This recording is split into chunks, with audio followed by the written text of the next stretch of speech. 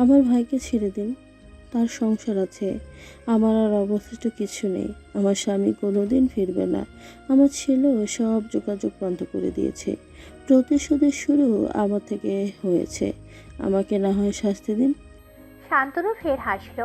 এখানে আরো ঘটনা আছে।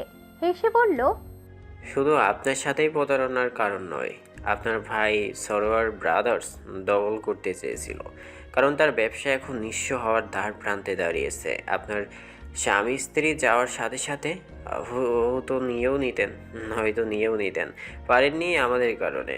এত বছর সংসার করেও নিজেকে স্থির করতে পারলেন না। এতদিন প্রতিশোধের আগুনে পুষে রেখেছেন, তাই তো? বোনের প্রতি প্রেমের আর টাকার লালসা আপনাকে আপনার নৌকা ডোবালো, সাথে একটা নির্দোষ মেয়ের জীবন নষ্ট করলো। হেমা এতক্ষণ তো ভালো আছে তাহলে? আবার তাহলে জানতে চাইছেন মিসেস সরোয়ার, আপনি কি সাইকো? ফরিদা বেগম খানিক উত্তেজিত হয়ে বললেন, আমার মাথা কাজ করছে না তখন। আমাকে ডাক্তার ওষুধ পর্যন্ত দিয়েছিলেন। আমি অতীতের কথা ভেবে উন্মাদ হয়ে উঠলাম, আর সেই রাগ হেমার উপর দিয়ে তুললাম। স্বীকার করছি, আমি স্বীকার করছি।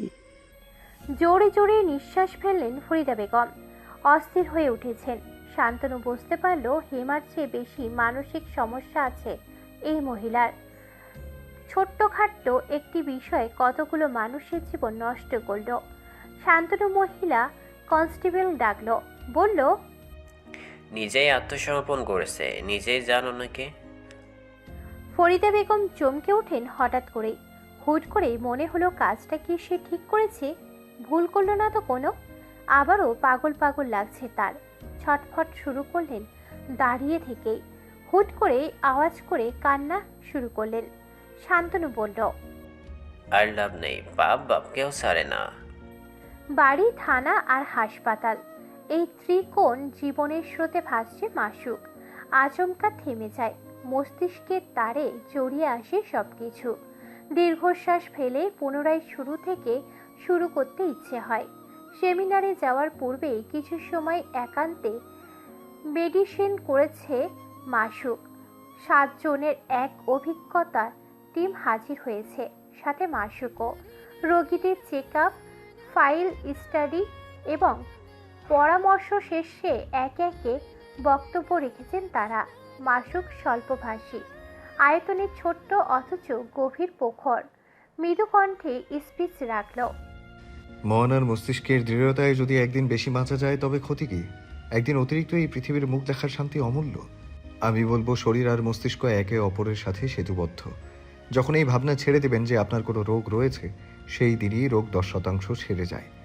মনকে রোগের চিন্তামুক্ত করুন, জীবন ও মুক্তির পথে হাঁটবে। Thank you. মাসুকের গভীর সুরের বক্তব্য গোটা অডিটোরিয়ামের আনাচে কানাচে ছড়িয়ে পড়েছে। ডক্টর মনের দৃষ্টি নিবদ্ধ হলো নীল শার্ট পরা সে ব্যক্তির উপর। চঞ্চল মনে একবার চাইল মঞ্চের দিকে, ভাবল কিছু একটা। তখনই অতিথি কক্ষে লাঞ্চ ব্রেকের ডাক পড়ে। মন চিন্তার স্রোত থামিয়ে চলে গেল প্রস্তুতি দেখতে। টুকটাক আলোচনা আর খাওয়া দাওয়া শেষে একে একে সকলে বেরিয়ে পড়ল গেস্ট রুম থেকে। মাসুক তার ব্যাগ আর এপ্রন হাতে ঝুলিয়ে এসে দাঁড়ায় ভাবনায় মগ্ন মনের দিকে। হাত এগিয়ে দিয়ে বলল, আপনাকে বোধহয় চিনি, আর আপনি আমায় চিনবার চেষ্টা করছেন। মন হাত এগিয়ে দিয়ে হ্যান্ডশেক করে বলল, আরবি কলেজ। মাসুক মৃদু হেসে জবাব দিল। অষ্টম ব্যাচ। মনের মস্তিষ্ক হঠাৎই স্মৃতির আলোড়ন জাগল। এই কারণে লোকটিকে এতটা পরিচিত লাগছিল। ঠোঁটের কোণে মৃদু হাসি ফুটিয়ে সীমিত স্বরে বলল, মাসুক মিধা, আমার সামনের সিটেই সবসময় বসতে তুমি। ক্লাসে তোমার উপস্থিতিও শব্দহীন ছিল। কতকাল পর তোমাকে চিনতে ভুল করলাম কেমন করে? মাসুক জবাব দেয়। আমি ভুল করিনি। মন মাথা তুলিয়ে বলল, সেটা করার কথাও নয়। তোমার অবজারভেশন পাওয়ার সেই সময় থেকে অনেকটা হাই। পারফেক্ট প্রফেশন যাচ্ছে তোমার সাথে। দুজনেই হাঁটল করিডোরের দিকে। আলাপ চলছে। মন প্রশ্ন করে, কি চলছে আজকাল জীবনে? হাসপাতাল, বাড়ি, সংসার, আবার হাসপাতাল। মন থামলো, মাসুকের দিকে চেয়ে জিজ্ঞাসা দৃষ্টিতে জানতে চাইল। সংসার? Yes, I am married. আশ্চর্যের কিছুই নেই, বিয়ের জন্য আদর্শ সময় এবং বয়স। কলেজের দিনগুলোই অনেকে খেলতো অনুমানের খেলা, কে হবে সবার আগে কাঠছড়ার বাঁধা মানুষ। সেই সময়টায় কোথাও কোনো চাপ ছিল না, আর নাই ব্যস্ততা। সব ছিল যেন নির্মল কৌতূহলকে ভরা, চিন্তাবিহীন এক মুক্ত জীবন। মন ব্যক্তিগত প্রশ্ন করতে চেয়েও আটকে গেল। মাসুক বলে ওঠে। কিছু জানতে চাইছো? মন বলল, থাক, ব্যক্তিগত প্রশ্ন। ব্যক্তিগত বিষয়ে আমি প্রকাশ করেছি, কিছু প্রশ্ন করা যেতেই পারে। মন হাতঘড়িটা দেখে নিয়ে বলল, একটা পেশেন্টকে ভিজিট করতে হবে আমার, কিছুক্ষণ লাগবে। ওকে ভিজিট করে না হয় বাকি আলাপটা কন্টিনিউ করি। তুমিও আমার সাথে আসতে পারো। মাসুক সম্মতি দিল। পেশেন্ট ভিজিট শেষে 13 তলার সুবিশাল করিডোর পেরোচ্ছে দুজন একসঙ্গে। মন প্রশ্ন করল, তোমার ওয়াইফ আর তুমি কি একই প্রফেশনে? কিছুক্ষণের জন্য মাসুক গভীর নীরবতায় ডুবে রইল। পেশার প্রশ্নে চোখে মুখে প্রশান্তির ছাপ এনে একটুখানি হেসে বলল। আমি ডাক্তার আর সে আমার ব্যক্তিগত পেশেন্ট। মন মাসুকের দিকে চেয়ে প্রশ্ন করে, ঠাট্টা করলে? আমার মুখ দেখে মনে হয় ঠাট্টা করছি? হাসছো যে? হাসছি, হুম, অনেকদিন পর পুরনো মানুষের দেখাবে, ভালো লাগছে তাই। তাছাড়া আমি ঠাট্টা করিনি, আসলেই আমার স্ত্রী আমার পেশেন্ট। মনের কফি ঠান্ডা হওয়ার পর্যায়ে খানিক আগ্রহ জাগালো তার মনে। কথাগুলো স্পষ্ট নয়, ঠিক আগের মতোই। মন প্রশ্ন করে, মানে? সহজ, আমার স্ত্রী হেমা আর 5 জন নারীর মতো নয়। She is different, special. শেষ শব্দটি উচ্চারণ করতে গিয়ে কণ্ঠস্বর নিচু হয়ে আসে মাসুকের। মন শুধালো, কিন্তু সেখানে তেমন গুরুত্ব প্রয়োগ করল না। যার যার ব্যক্তিগত বিষয়, হেসে জবাব দিল। She must be like to have you. আলাপ ধীরে ধীরে গভীরতায় প্রবেশ করে, আর মাসুকের মনে হয় এই স্থান ও ব্যক্তিটি যেন তার নিঃশব্দ কথাগুলোর নিখুঁত শ্রোতা। একবার মনে হয় যদি কিছুটা হলেও মনের গহন ভাল লাঘব করা যায়। নিজের জীবনের বিশেষ গল্পটুকেও অল্প শব্দে বলেছে মাসুক। মন সবটা শুনে জবাব দিল। আশা করিনি তুমি নিজের ব্যাপারে এতটা শেয়ার করবে, আর তুমি যা করেছো খুব ভালোই করেছো। মাসুক জবাব দিল। কথা বলার মানুষ খুঁজছিলাম, পেয়ে গেলাম, তাই বললাম। 13 তলার অসংখ্য কেবিন পেরিয়ে হঠাৎ করেই 1307 নম্বর কেবিনের সামনে মনের কদম থেমে যায়। স্থির দৃষ্টিতে বন্ধ কেবিনের দরজার দিকে চেয়ে রইল। মোহর কেবিনেটা সেদিন বলেছিল। মনে পড়ল সেদিনের তার রুড ব্যবহারের কথা। মেয়েটিকে সেদিনের পর আর দেখা যায়নি। মাসুক কিছুটা এগিয়েও থমকে দাঁড়ায় মনের দিকে তাকিয়ে। কিছুক্ষণ নীরব থেকে অবশেষে ধীর স্বরে বলে ওঠে, 13 তলার এতগুলো কেবিন পেরিয়ে এসে ঠিক 1307 নম্বরে থেমে যাওয়ার কি বিশেষ কোনো কারণ আছে, ডক্টর ওয়াসিফ কায়সার মন? সারাপথ মন এবং মোহরের ব্যাপারে ভেবেছে মাসুক। মনের দ্বিধা, তার মধ্যে জাগ্রত এক টুকরো অনুভূতি। দীর্ঘস্থায়ী হবে তো? বিচ্ছেদের এক অপ্রত্যাশিত দহন মাসুকের হৃদয়েও ঢেউ তুললে। আতঙ্ক শরীর ঠান্ডা করে দিল। সিঁড়ি বেয়ে চলতে চলতে অন্যের অনুভব করল তার হৃদয় যন্ত্র ভার হয়ে উঠেছে। বাড়ির দরজায় পৌঁছে হাত ঘড়ির দিকে তাকায়। রাত ঠিক 8:45। দরজা খোলার সাথে সাথে কয়েক কদম ভেতরে এসে আনমনা হয়ে বলে ওঠে, হেমা কোথায়? ওর জ্বর কমেছে তো? কিছু খেয়েছে? আজ ফিরতে অনেক দেরি হয়ে গেল আমার। রিমা দরজা খুলেছিল। মাসুকের এমন চিন্তিত কণ্ঠ শুনে বলল, ঘরে ঢুকেই বইয়ের খোঁজ করছো? তোমার বাবা মাও আছেন কিন্তু। মাসুক ঘরের উদ্দেশ্যে পা বাড়িয়েও থেমে গেল। ঘুরে কিছুটা এগিয়ে গেল রিমার দিকে।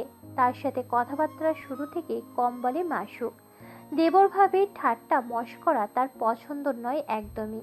তবে আজকাল ঠাট্টা মশকরা দূরে থাকুক, ভালো ব্যবহারটা পর্যন্ত করতে পারছে না। মাসুক জবাব দিল, সৃষ্টিকর্তার অশেষ মেহেরবানিতে আমার বাবা মা সুস্থ এবং বোধশক্তি সম্পন্ন। যে অসুস্থ তার চিন্তা করছি। বউ পাগল হচ্ছ দিন দিন। তাহলে কার জন্য পাগল হওয়া উচিত আপনার মতে? রিমা কপাল কুঁচকে ফেলে, রুট গলায় বলে ওঠে, মাসুক, আজকাল তুমি বেয়াদবি করো। আমি তোমার বড় ভুলে যাবেন না, যদিও আগে থেকে বেয়াদব ছিলে, এখন মুখে বুলি ফুটেছে। মাসুক স্পষ্ট জবাব দিল, আমি বাধ্য হচ্ছি কঠোর হতে। আপনার সাথে আমার কোনো শত্রুতা নেই, কিন্তু আমার মনে হচ্ছে আপনি হেমার সাথে বিনা কারণে শত্রুর মতো সম্পর্ক গড়ে তুলছেন। আমি তোমার ভালো চাই তাই বলছি। আমার ভালো চাইলে আমার স্ত্রীকে মেনে নিতেন। আমি ওর সাথে সুখী সেটা দেখার পরও কেন মানতে পারছেন না? এটা কেমন ভালো চাওয়া ভাবি? মাসুকের প্রতিটা বাক্যের সামনে রিমাকে যেন বারবার নীরবতার দেওয়ালে আছড়ে পড়তে হয়। চুপ বেনে যায়, কিছু বলার থাকে না। তবুও সে পিছুপা হয় না। তার মনে এখনো ক্ষীণ আশা আছে, হয়তো একদিন হেমা আর মাসুকের সম্পর্কের ব্যবধান আলগা হবে। রিমা চুপচাপ দাঁড়িয়ে থাকতে দেখে মাসুক বলল, আপনি নিজের যত্ন নিন, টেনশন ফ্রি থাকুন। বলেই প্রস্থান করে সেখান থেকে। হন্তদন্ত পায়ে এগিয়ে গেল। কেমন যেন অচেনা অনুভব করছে, হৃদয়যন্ত্রে শান্তি পাচ্ছে না। ভেড়ানো দরজা খুলে ঢুকে দেখল হেমার নীরব কাঁথায় চোখ বুজে ঘুমোয়ের রাজ্যে তার অবস্থান। মাসুক ব্যাগ রাখে, হাত গড়ি খুলে এক পা ভাঁজ করে বসল। হেমার কপালে হাত রেখে ঠান্ডা সুরে ডাকল, হেমা। হেলদোল নেই কোনো, গভীর নিদ্রায় সে। জ্বর কিছুটা কম। মাসুক কিছু সময় কপালে হাত বুলিয়ে ফ্রেশ হতে চলে যায়। হাত মুখ ধুয়ে বের হয়ে দেখলো হেমার চোখ জোড়া পিটপিট করছে। মাসুক তোয়ালে পাশে রেখে ভালোভাবে লক্ষ্য করলো তাকে। মুখ অবধি কম্বল টেনে আছে, চোখের পাপড়ি কাছে। ঘুমের অভিনয় নয় তো? মাসুক বলল। অভিনয়টা সুন্দর হচ্ছে হেমা, ক্যারি অন। হেমা এবার কম্বলে পুরো মুখটাই ঢেকে নিল। মাসুক বুঝে উঠতে পারল না এমন করার কারণ। কয়েক পা এগিয়ে আসে তার দিকে, বলে, কি হয়েছে আপনার শুনি? লুকোচুরি খেলা হচ্ছে কেন? হেমা হুট করেই উঠে বসে। জমিনে থাকা স্যান্ডেল পায়ে দিয়ে ঘর থেকে বিনা বাক্যে বেরিয়ে গেল। বোকার মতো চেয়ে রইল মাসুক। ঘোল খাওয়াচ্ছে তাকে, নাকি রেগে আছে, নাকি লজ্জায়, না সংকোচ? সেও পিছু নিল। দেখলো বাবা মায়ের ঘরে গিয়ে ঘাপটি মেরেছে হেমা। তার আর অনুমতির প্রয়োজন হয়নি। মাসুক চারপাশ থেকে ঘরে গিয়ে দাঁড়ায়। সান্ত্বনা বেগমের পাশে বসে থাকা বিরাস হেমার মুখ দেখে প্রশ্ন ছুড়ল। ওর কি হয়েছে মা? শান্তা বেগম উল্টো প্রশ্ন করে বসলেন, কি হবে, ঠিকঠাকই তো আছে, জ্বরও কমে গেছে। মাসুক এখানে কথা বাড়ালো না। হেমাকে কিভাবে ডাকবে? না থাক, মায়ের সামনে খারাপ দেখায়। হেমার মুখ দেখে বোঝা হয়ে গেছে সে আসবেও না। মাসুক কিছুক্ষণ দাঁড়িয়ে চলে গেল। ভাবনায় মগ্ন হয়ে কিচেনে পা বাড়ায়। কফি ছুতেও মেয়েটাকে ডাকা যাবে। বাড়ি এলো কিন্তু কথা বলা হলো না। শরীর কেমন প্রশ্ন করা হলো না। ভনিটা শুরু করেছে। মাসুক এক কাপ কফি বেশি তৈরি করলো। মুখটা গোমড়া করে রেখেছে।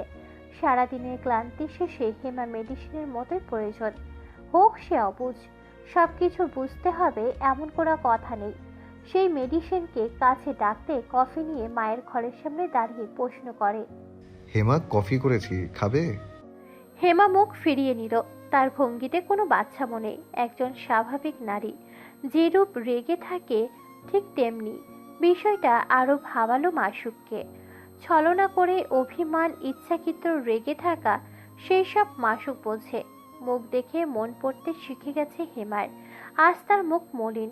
বিষয়টা গুরুতর। মাসুক পুনরায় প্রশ্ন করে, এসো, কফি খাবে? হেমা শান্তা বেগমের দিকে চাইল। নরম স্বাভাবিক গলায় বলল, অদ্ভুত বই কি। কয়েক ঘন্টার ব্যবধানে হেমার এই পরিবর্তন মোটেও প্রত্যাশিত না মাসুকের কাছে। না, এটা অভিমান না। অন্তর বারবার বলছে এই রাগের অন্তরালে গভীরতার কারণ আছে। মাসুকের ষষ্ঠ ইন্দ্রিয় এই আভাসকে পুঙ্খানুপুঙ্খভাবে উপলব্ধি করছে। হেমার দিকে তাকিয়ে দেখল তার রক্তশূন্য নিষ্পাপ মুখশ্রী। দৃষ্টি মাসুকের উপর এসে স্থির হতে চাইছে, আবার দ্রুত সরে যাচ্ছে। মুহূর্তে মাসুক ফিরে যায় ঘরের ভিতরে। মাসুক স্থির হয়ে দাঁড়িয়ে কোমরে দুহাত রেখে চারপাশে অস্থির দৃষ্টিতে তাকাচ্ছে। কিছুক্ষণ পর যেন নিজেই নিজের সাথে বোঝাপড়া করলো, প্রশ্ন করলো নিজেকেই। কেন এভাবে উতলা হয়ে উঠছি আমি? কোথায় গেল আমার সেই ধৈর্য, সেই সংযম? গুরুত্বহীন চালচলন, যে কোনো পরিস্থিতিতেই স্বাভাবিক ও নির্লিপ্ত থাকা তার চারিত্রিক বৈশিষ্ট্যের মধ্যে পড়ে। হেমার ক্ষেত্রে তার এই বৈশিষ্ট্য আর খাচ্ছে না, নিজেকে ভিন্ন রূপে দেখাচ্ছে আয়নায়। অল্প সময়ের উপেক্ষাও সহ্য করতে পারছিস না? রাতে নিস্তব্ধতায় খাবারের ডাক পড়তেই মাসুক ধীর পায়ে টেবিলে এসে বসলো। এতক্ষণ অবধি ঠিক আগের মতোই নিজের ঘরে একাকী শুয়েছিল। টেবিলের ঠিক কেন্দ্রে বসে আছে হেমা। জহির সাহেব এবং শান্তা বেগমের মধ্যে জায়গাটা বেছে নিয়েছে। নিশ্চয়ই মাসুকের কাছ থেকে বাঁচতে চুপচাপ নির্ভার চাহনিতে যেন অব্যক্ত কিছু আছে। জহির সাহেব মমতা মাখা হাতে পরম যত্নে মাছের মাথাটা তুলে দিলেন দুই বধূর পাতে, যেন কেউ অপূর্ণ অমর্যাদা অনুভব না করে।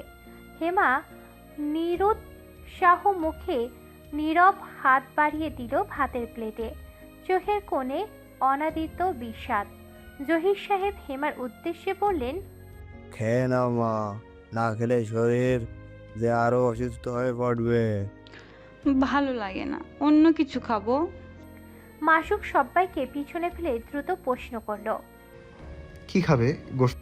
হেমা জহির সাহেবের দিকে চাইল, বলল, আমাকে গোস্ত দাও, লেগ পিস খাবো।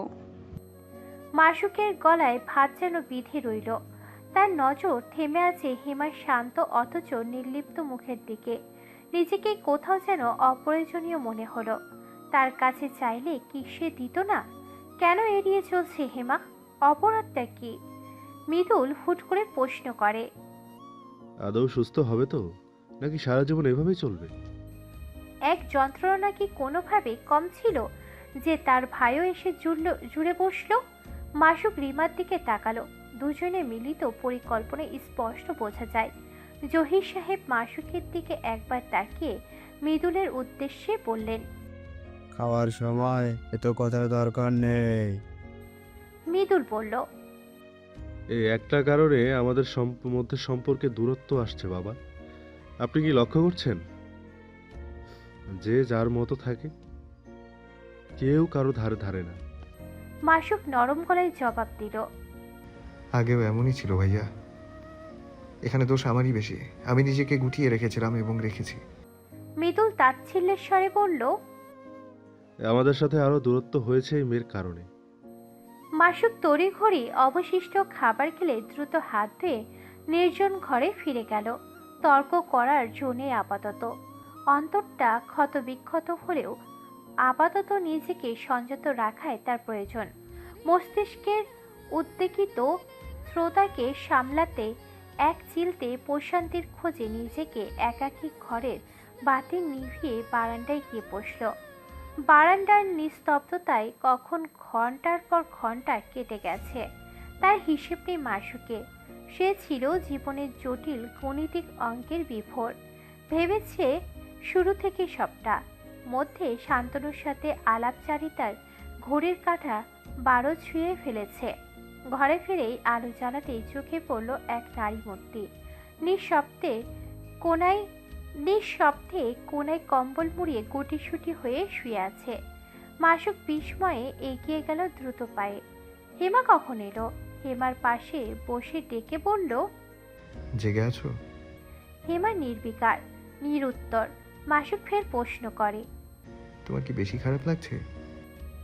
হেমার দেহে সামান্য নড়চড় দেখা গেলেও এখনো সে নীরব। উল্টো ঘুরে শুয়ে থাকা হেমার দিকে সামান্য ঝুঁকে প্রশ্ন করল, আমার সাথে কথা না বলার কারণটা কি জানতে পারি? কোনো অন্যায় করেছি আমি? তোমাকে কষ্ট দিয়েছি? মাসুকের তিলে তিলে গোড়া তোলার ধৈর্যের দুর্গ যেন মুহূর্তে ভেঙে পড়েছে। জবাব না পেয়ে মুখের রেখাগুলো কঠিন হয়ে উঠল তার। হঠাৎই হেমার বাহু ধরে তাকে নিজের দিকে ঘুরিয়ে দেয়। প্রখর গভীর এবং কণ্ঠ রাগে ভারী। বলে উঠল, সমস্যা কি হেমা? কখন বাড়ি ফিরেছি তখন থেকে এড়িয়ে যাচ্ছ আমাকে। আমি কথা বললে কোনো জবাব দিচ্ছ না। কতবার বলেছি মনে রাগ কষ্ট যাই থাকবে সেটা সরাসরি বলতে। অভিমান রাখতে চাইলে সেটাও বলবে। অভিনয় করার কোনো প্রয়োজন নেই। I can read your face. বিষয়টা গুরুতর কিছু, তাই না?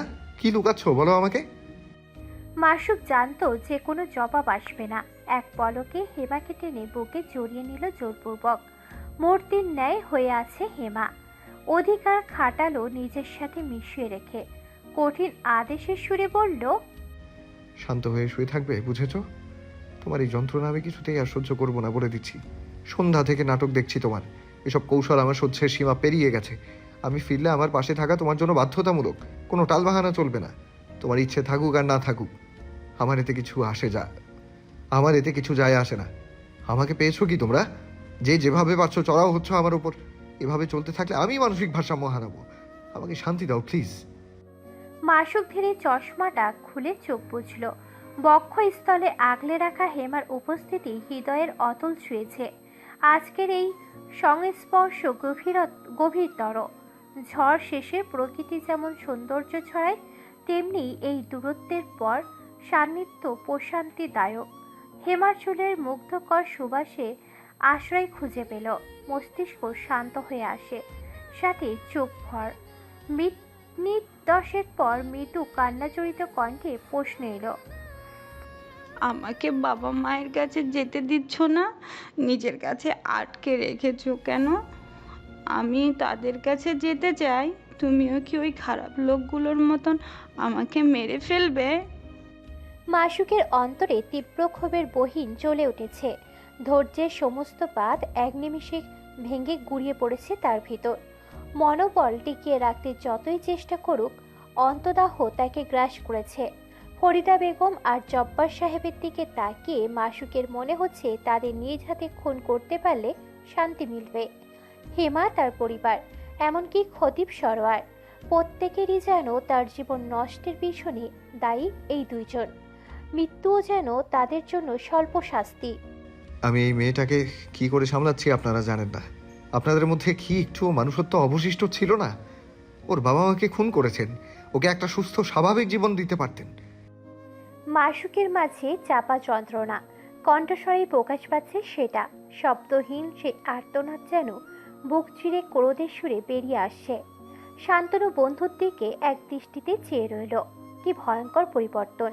পরিচিত মুখটি আজ অদ্ভুতভাবে অপরিচিত। মাসুকের এমন বেদনা বিধুর ক্ষতবিক্ষত অবয়ব শান্তনুর চোখে বিঁধল। লকআপ থেকে তাকে সাথে নিয়ে বেরিয়ে এলো। মাসুক বলল, নিয়ে এলি কেন? আরো অনেক কিছু বলার ছিল। তারা হিমার যত্ন করলে হয়তো আজ ও আমার সামনে স্বাভাবিকভাবে দাঁড়িয়ে থাকতো। আর যদি আমি ওর জীবনে না আসতাম, তাহলে তাহলে কি হতো শান্তনু? শান্তনু গলা ঝাড়া দিয়ে বলল, শান্ত হ মাসুক, তুইও কি পাগল হয়ে যাচ্ছিস? হাতের ব্যথাটা দৃঢ় হলো, নীল হয়ে আছে। বিগত 2 দিন যাবৎ পুরোপুরি অপরিচিত মানুষের মতো ব্যবহার করছে হেমা। আজ তার মুখটা অব্দি দেখায়নি কাজে আসার পূর্বে। জেদ এতটা গাঢ় হয়েছিল যে দেওয়ালে আঘাত করে নিজেরই হাত। মাথা কাজ করছিল না সেই সময়। শান্তনুর কথা জবাবে বলল, হ্যাঁ, পাগল হয়ে যাচ্ছি। আমাকেও পাগল বানানো হচ্ছে। তিলে তিলে গড়া হেমার নতুন রূপ আমাকে দূরে ঠেলে দিচ্ছে, অনীহা দেখাচ্ছে আমার প্রতি। মানে? অবাক স্বরে জানতে চাইল শান্তনু। মাসুক অস্থিরতায় টলমল হয়ে পথে উত্তর দিল, মানে আর কি? কথায় আছে, যার জন্য করি চুরি সেই বলে চোর। হেমার চোখে আমি এখনো অপরাধী। আমি তাকে তার বাবা মায়ের কাছ থেকে দূরে সরিয়ে রেখেছি, বন্দি করে রেখেছি তাকে। ওর মাথায় এসব কে ঢুকালো? উপহাস করে হেসে মাসুক বলে ওঠে, ঘরের শত্রু বিভীষণ। আমি জানি এসব জিমা ভাবির কাজ। সঠিক প্রমাণ পাচ্ছি না। এখন কি করবে? অনিশ্চিত চোখে এক পলক চাইল মাসুক শান্তনুর দিকে। ডেস্কের উপর কুনুই রেখে চুল টেনে ধরে। মাথা নামায় ক্লান্ত হয়ে। সারা মুখে ভাঁজ পড়েছে। মাথা নুয়ে রেখেই মাসুক বলে, ওকে নিয়ে কোথাও সরে যাই একা। আমাদের দুজনের কিছু সময় প্রয়োজন, যেখানে কুপরামর্শ দেওয়ার মতো কেউ থাকবে না। আমি ওর সাথে 24 ঘন্টা থাকবো। সেই সময় অবধি থাকতে চাই যতদিন না আমার অভ্যাসে ও জড়িয়ে যাচ্ছে। কয়েকদিনের জন্য ওকে নিয়ে কোথাও ঘুরে আয়। মাসুক মুখ তুলে বলল, শান্তনু, হেমা এমন একটা স্টেজে আছে যেখানে তার সুস্থ হওয়ার চান্স অনেক বেশি। এই সময় ওকে যে যেটা বোঝাবে ও সেটা মেনে নিয়েই চলবে। মাসুকের অবস্থা আজ ঝড়ো বিক্ষুব্ধ, অরণ্যের মতো এলোমেলো। নিখুঁত সাজানো ব্যক্তির মাঝে আজ অনিয়মের ছাপ। মুখ লালচে রঙের অগ্নিজ্বালার প্রকাশ করেছে, অবিনস্ত দাড়িগুলো গালে লেপ্টে। তার চুলগুলো শোকাতের মতো নুয়ে পড়েছে, যেন শব্দহীনভাবে হাঁপাচ্ছে যেন। শান্তনু সীমিত হেসে প্রশ্ন করে, খুব ভালোবাসিস সীমাকে, তাই না? মাসুক পলকহীন হয়ে গেল। শূন্য জলজল করা নেত্রদয়ের দৃষ্টি রেখে বলল, বিচ্ছেদ মেনে নেওয়া আমার পক্ষে সম্ভব না। আমি সম্পূর্ণটাই ওর মাঝে জড়িয়ে গেছি। আমি জানি না আমি কেন এত ডেসপারেট ওর প্রতি। সেসব কারণ অজানাই থাকুক, আমি জানতে চাই না, কিন্তু শেষ অবধি আমি হেমাকেই চাই, যে কোনোভাবে, যে কোনো মূল্যে। বাড়ি ফিরে কারোর সাথে কথা বলার ইচ্ছা হলো না। হেমা তো এমনিতেও কথা বলছে না বিগত 2 দিন ধরে। একটাও শব্দ শুনিনি তার কাছ থেকে। নিস্তব্ধ ঘরে এসে চুপচাপ বসে পড়ল মাসুক। হাতের ব্যথা যেন জেদের বিষের মতো পুরো হাত ছড়িয়ে পড়েছে। শার্টটা খুলে বিরক্তি নিয়ে বিছানায় ছুঁড়ে দিল। চারপাশের পরিপাটি ঘরটা দেখে মন বিষিয়ে উঠল। হেমা থাকলে ঘরটা একটু এলোমেলোই থাকতো, সে তো থেকেও নেই। 2 দিনের শুধু মায়ের ঘরেই পড়ে থাকে। ফ্রেশ হওয়ায় প্রয়োজনীয়তা অনুভব করেনি। হেঁটে গিয়ে আলমারির উপর থেকে লাগেজ নামায়। হেমার কাপড় আর নিজের কাপড় এলোমেলোভাবে লাগেজে রেখে বন্ধ করে দেয়। পরপরই বিছানায় উপর হয়ে শুয়ে পড়ল। এক পা ঝুলছে কিছুটা বিছানার বাহিরে। শান্তা বেগম হেমার চুলে তেল দিয়ে বিনুনি করে দিলেন। তার কানের কাছে এসে বললেন, তোমার বর এসেছে, ঘরে যাও, জিজ্ঞেস করে এসো কি লাগবে কিনা। হেমা কেমন যেন কেঁপে উঠল, গুটিয়ে বসলো নিজেকে নীরবে। অস্থির অনুভব করছে সে। বিগত দিনগুলো বারান্দায় দাঁড়িয়ে মাসুকের আসা এবং যাওয়া দেখেছে, কথা বলেনি কোনো। মিনমিনে কণ্ঠে জবাব দিল, যাব না। কেন যাবে না? মিশুক আমাকে আটকে রেখেছে। কে বলছে তোমাকে এই কথা? ওর বড় ভাবি। শান্তা বেগমের রাগ হলো। কী সব শেখাচ্ছে মেয়েকে, শান্তি নেই সংসারটা। বিরক্ত হয়ে যাচ্ছেন তিনিও রিমার কর্মকাণ্ডে। তিনি হেমাকে বোঝানো সুরে বললেন, মিথ্যে বলেছে ওর বড় ভাবি। মাসুক তোমাকে কত যত্ন করে দেখো না। তুমি যা চাও তোমাকে এনে দেয়, তোমাকে ভালোবাসে।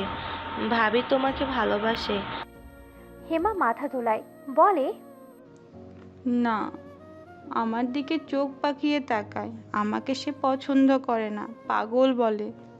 আর মাসুক কি বলে? মিশুক আমাকে পাগল বলে না।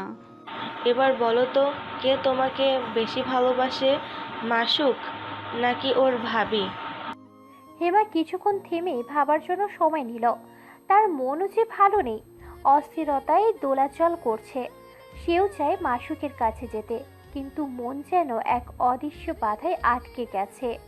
দ্বিধাগ্রস্ত হেমা কিছুতেই সহজ হতে পারছে না। শান্তা বেগমের হঠাৎ করা প্রশ্নে হেমা যেন একটু সহজ হলো। মুখ ফিরিয়ে মৃদু স্বরে বলল, মিশুক। শান্তা বেগম হেসে বললেন, হ্যাঁ, মাসুকও তোমাকে আটকে রাখেনি হেমা। মাসুক তোমাকে সবসময় খারাপ মানুষের কাছ থেকে বাঁচিয়ে রেখেছে। আর তুমি ওর সাথে কথা বলছো না? আমি কি কথা বলবো? দ্বিধাগ্রস্ত দৃষ্টিতে প্রশ্ন করল। হ্যাঁ, বলবে। ওর কাছে গিয়ে ক্ষমা চাইবে। নতুন তুমি জানো মাসুক কত কষ্ট পাচ্ছে। তুমি ওর সাথে কথা বলছো না, তাই ওর মন খারাপ। মন খারাপ? হ্যাঁ, মন খারাপ, ভীষণ কষ্ট পাচ্ছে মাসুককে ভুল বুঝবে না কোনোদিন। ও তোমাকে অনেক ভালোবাসবে, যত্নে রাখবে, যত্ন করবে। তুমি একমাত্র ওর কথা শুনবে। আর কেউ বাজে কথা বললে ওদের কথায় কান দিবে না, ওরা ভালো না। শান্তা বেগমকে জানানো হয়েছিল হেমার মানসিক স্বাস্থ্য এমন এক সীমানায় এসে দাঁড়িয়েছে যেখানে যা কিছুই নতুন করে শেখানো বা বোঝানো হবে সেটাই সে সহজে আত্মসাৎ করে নেবে। শান্তা বেগমের কথাগুলো শুনে হেমার হৃদয় হু হু করে উঠল। দীর্ঘশ্বাসে ভারে ভারাক্রান্ত অন্তর নিয়ে দিক বিদিক ফুলে বিছানা থেকে উঠে দাঁড়ায়। তীব্র তাড়নায় যেন বেরিয়ে পড়ল ঘর থেকে। ঠোঁট কামড়ে এসে দাঁড়ায় ঘরের কাছে। নিঃশব্দ ঘর, একেবারে নীরব, তমাশাবৃত্ত। হেমা গুটি গুটি পায়ে ভিতরে প্রবেশ করলো। অল্প আলোয় চোখ ছোট ছোট করে দেখবার চেষ্টা করছে। হাতরে সুইচ বোর্ড খুঁজে পায়। একটার পর একটা সুইচ টিপে আলো জ্বালাতে সক্ষম। ডান দিকে চেয়ে দেখলো উদুম গায়ে উপর হয়ে শুয়ে আছে মাসুক। হেমার আকস্মিক কান্না পাচ্ছে। ধীর স্থির গতিতে মাসুকের পাশে গিয়ে বসে। সাহস করে উন্মুক্ত পিঠে হাত রেখে নিচু গলায় বলল, মিশুক, তুমি কি ঘুমোচ্ছ? জবাব এলো না।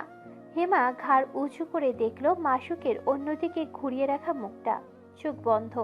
হেমা আবার বলল, আমি এসেছি, তুমি কি শুনেছ? পিঠে ঠান্ডা হাতের স্পর্শ অনুভব করেছিল মাসুক।